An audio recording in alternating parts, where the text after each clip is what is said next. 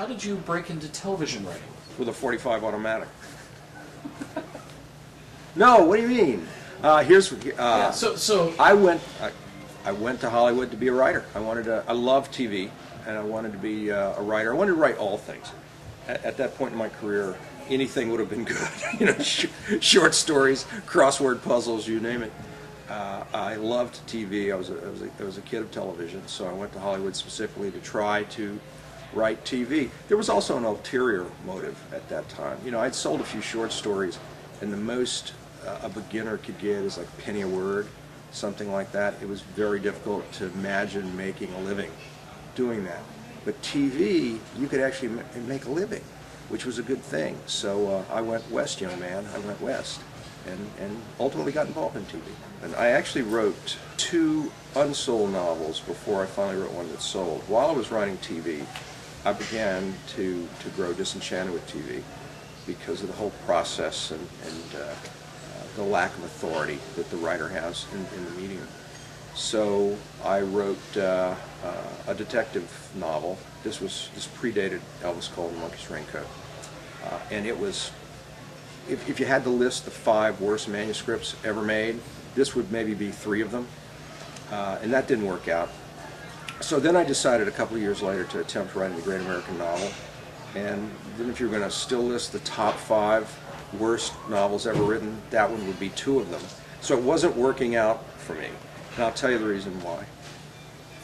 I thought that an artist, and by definition a novelist is an artist, that you didn't plan things out and outline your projects and think about things the way I'd been doing on TV. After all, to write for TV equates with being a hack. That's what I've been programmed to think.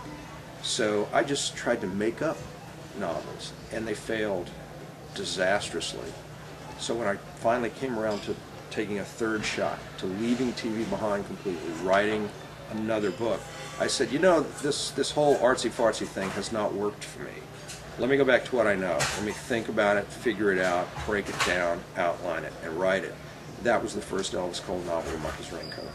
Detective fiction had gone through a resurgence. There were many of them being published.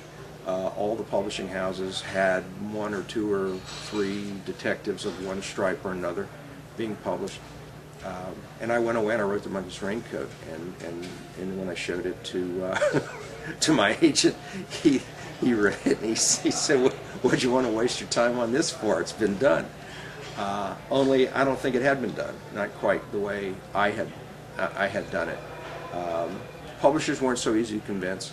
I think it was rejected maybe 9 times, as I recall, before Bantam picked it up as a paperback original. Actually, I think that for me, the beginnings are probably the most difficult because they set the scene for everything that's to follow. You know, I find that I will rework the beginning of a novel, the opening scenes of a novel, more than any other scenes in the books that I write. You have to hit exactly the right note from page 1, word 1.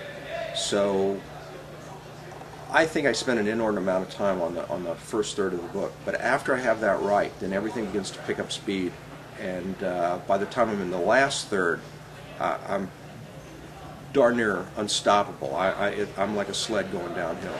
Absolutely. Always has been, even when I was a TV writer. When I'm writing, when I'm creating the characters and making up the story about them, it isn't something that I'm wholly removed from.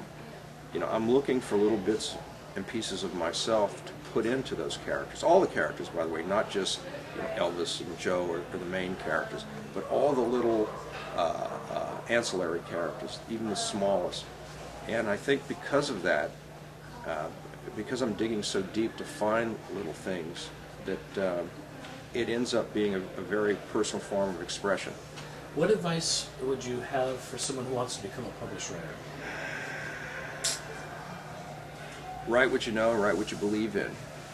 I think too many writers read the writing magazines, you know, like what's hot, what's selling, and they try to chase that heat, and I think that's a big, big mistake. I think you have to write what excites you. You know, even if the magazines are saying, "Oh, that's old hat," and whatnot. I mean, just remember, when I wrote The Monkey's Raincoat, the first Elvis Cole novel, tactically and strategically probably wasn't the smart thing to do. The market was flooded with private eyes, and in fact, I think the private eye genre was actually in decline at that point. But I believed in it, and Elvis Cole as a character and that particular story in The Monkey's Raincoat was extremely personal and important to me. And I think the fact that I believed in it so much is what helped make it as successful as it became.